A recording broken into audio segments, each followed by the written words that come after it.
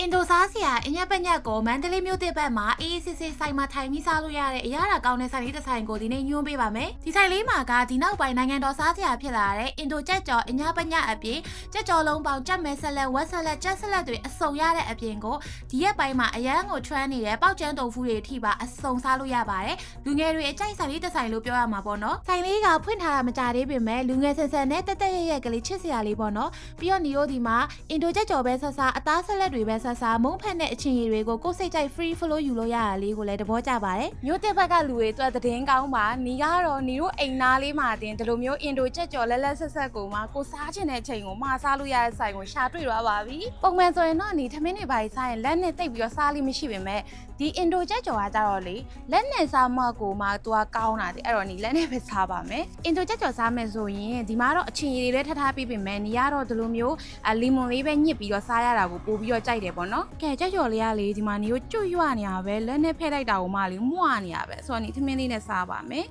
အင်ဒိုကြက်ကြော်ကြတော့လေနီတို့လေဒီ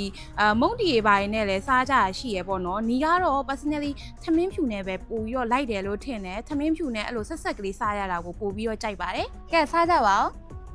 မွေးနေရပဲ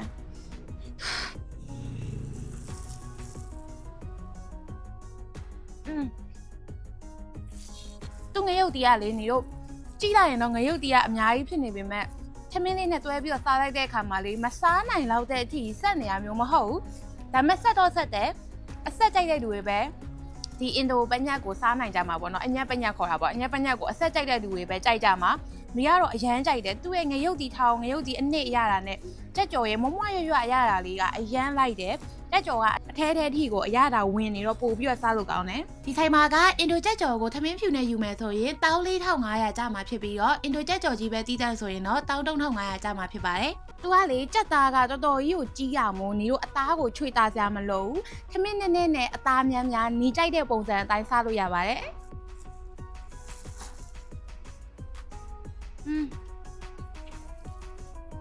ပြန်ကောင်း